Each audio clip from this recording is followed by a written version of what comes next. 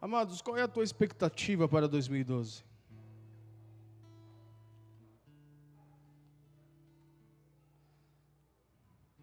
Qual é a tua expectativa para 2012?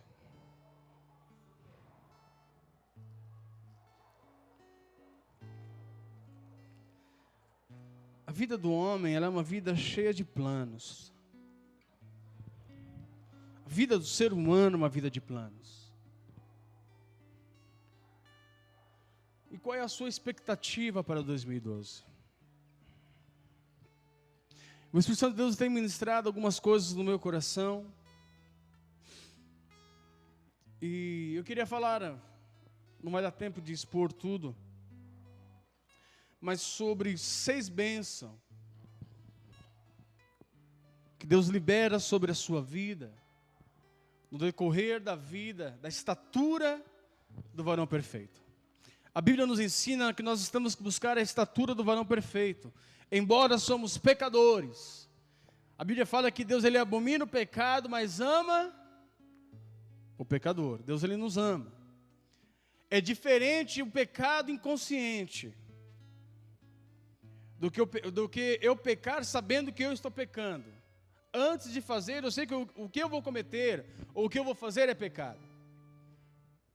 Existe uma grande diferença quando você peca inconsciente. Quando você peca inconsciente. Ou quando existem situações de você estar no trânsito, a pessoa te fechar, ou dentro do ônibus, dentro do metrô, aquele metrô 7 horas da manhã lotado, o camarada pisando no teu pé, e você vai tirando o pé, ele vai caçando o teu pé para pisar, e você começa a reclamar, a murmurar, mas automaticamente o Espírito Santo te incomoda, você fala, Senhor, me perdoa. Mas quando eu saio para fazer, eu sei o que eu vou cometer é pecado. Eu sei que eu não posso roubar, mas eu vou sair para roubar.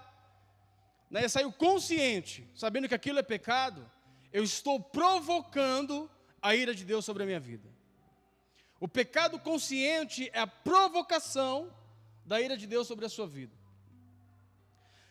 E um dos primeiros pontos que a Bíblia, abra sua Bíblia lá em Efésios, um dos primeiros princípios que Deus libera sobre a sua vida, a primeira bênção, vamos dizer assim, que Deus libera sobre a sua vida, que quando você começa a adentrar e começa a percorrer um caminho, dizendo, Senhor, eu quero buscar a estatura do varão perfeito. Certa vez eu fiz uma pergunta aqui, eu não sei quantos lembram.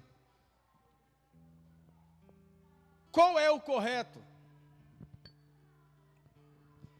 Eu encaixar a minha vida na palavra, ou eu pegar a palavra e encaixar na minha vida?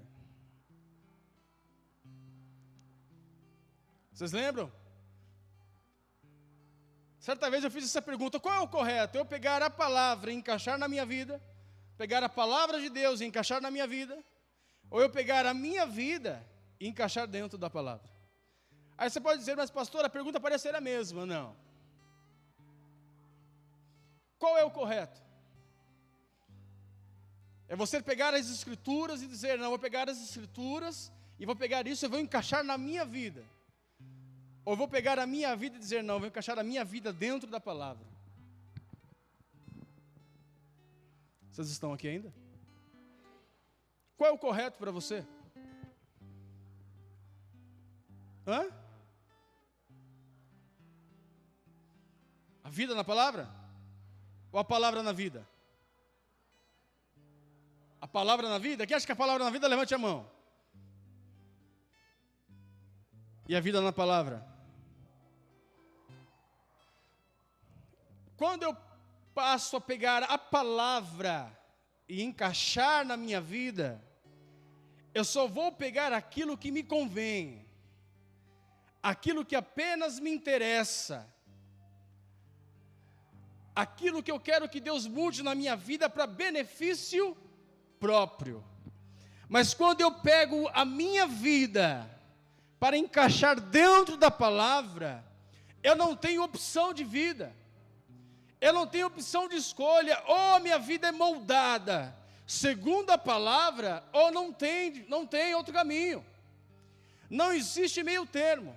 E um dos princípios que Efésios, ele começa a trazer para nós, Efésios 4, versículo 14, diz assim: para que não sejamos mais meninos inconstantes, levados ao redor por todo o vento de doutrina, pelo engano dos homens que com astúcia induzem ao erro. Primeiro princípio, primeira verdade dentro desse versículo, quando Deus começa a buscar a estatura do varão perfeito, o que Deus passa a moldar dentro de nós e a gerar dentro da vida do homem, se chama maturidade. E o que é ser maduro diante de Deus? Paulo, ele pregava lá em 1 Coríntios capítulo 14, ele fala que quando eu era menino, eu pensava como menino, e agia como menino. E o que é ser um menino? É ser extravagante. Muitas vezes para a criança não existem limites, muitas vezes para a criança não existem regras. É tudo bem à vontade, eu posso, eu faço e eu aconteço. Mas quando a minha vida passa a ser moldada na palavra de Deus, quando Deus ele passa a transformar a minha vida, porque quando Deus ele pega o primeiro milagre de Jesus, qual que foi? Qual foi o primeiro milagre de Jesus? Olha para a pessoa do teu lado, faça assim com a sua mão para ela. Feche sua mão e faça assim agora para ela. Fala, olha, eu vou dizer algo para você. Mas preste bem atenção. Diga assim para ela: o crente que guarda a Bíblia na gaveta vai para o inferno bater papo com o capeta. Amados, eu acho um cúmulo do absurdo. Às vezes eu me deparo em casas que eu vou, que a Bíblia é sempre aberta num lugar. Salmos 91. Eu acho que a pessoa já está tão envolvida com aquilo, que toda vez que ela passa. E se ela volta. Sabe, como se a Bíblia por si própria falasse, a Bíblia por si própria agisse sem uma atitude humana. E na verdade não. Às vezes, eu conversei com pessoas que eram novas convertidas, num momento difícil da sua vida. E aí começou a ouvir um monte de barulhos dentro de casa, o inferno estava em peso. E aí, eu falei, o que você fez? Eu corri para Salmos 91.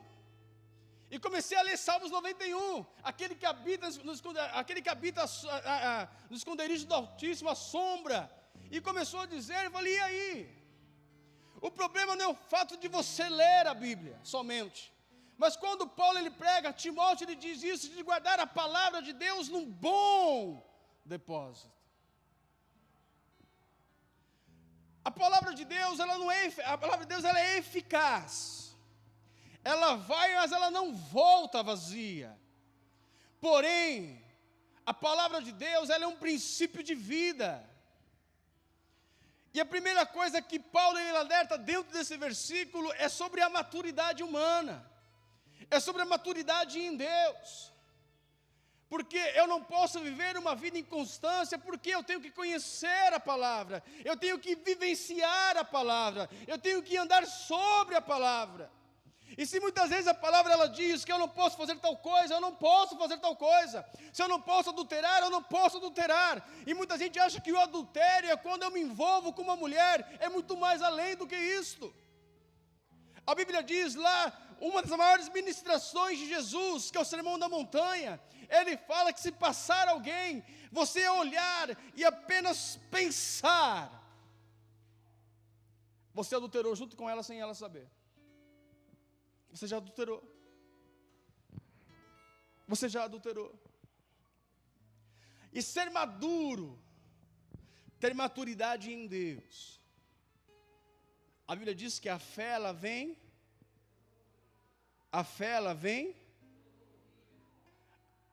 fé que Deus desenvolve em você, ela sempre vai vir pelo ouvir.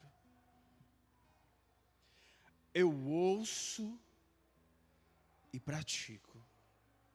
Eu ouço e pratico. Eu ouço e pratico. E quanto mais eu praticar a palavra de Deus, vivenciar a palavra de Deus, eu passo a viver uma vida e ter uma vida diante dele, uma vida de maturidade. Eu não penso mais como um menino, mas penso como um homem. A minha mente passa a ser renovada pela palavra de Deus. Se não me falha a memória, em 2 Coríntios diz que o homem, ele é incapaz de pensar. O homem é incapaz de pensar. E os nossos pensamentos, ao qual hoje nós pensamos porque Deus permite que você pense. A nossa vida toda, ela é envolvida na essência de Deus. E hoje nós pegamos situações, muitas vezes, de pessoas vivendo o evangelho de uma forma para benefício próprio, para enriquecimento próprio, e na verdade não pregando um evangelho genuíno, dizendo: olha, Deus quer transformar a sua vida precisa ser transformada, você precisa viver uma vida de santificação, você precisa viver uma vida com Deus, porque o inferno ele é real.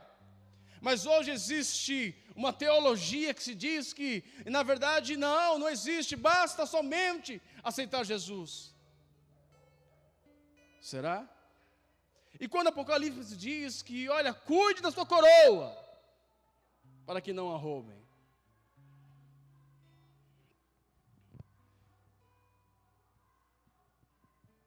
E quando eu passo a ser imaturo diante de Deus, é quando eu passo a ouvir a sua palavra e não vivenciar a sua palavra. Além de ser imaturo, Deus olha para mim, olha para você e diz: você é ímpio na minha presença. Porque ímpio é aquele que conhece a palavra, mas não vive. É tão imaturo na sua presença. É tão imaturo na presença de Deus. E muitas vezes nos achamos no direito, no momento da dificuldade, de levantar e dizer: mas a tua palavra me diz que o Senhor é meu pastor e nada me faltará. Ele vai dizer: realmente, a minha palavra diz que eu sou o teu pastor. Mas a minha palavra também diz que o justo viverá pela fé. Então é o justo que minha palavra é eficaz. Se hoje você está onde está, é porque as misericórdias do Senhor têm te alcançado. Não porque merecemos. Se eu estou onde estou, é porque as misericórdias do Senhor têm me alcançado, não é porque nós merecemos. Por isso que graça, ela é em favor e merecido.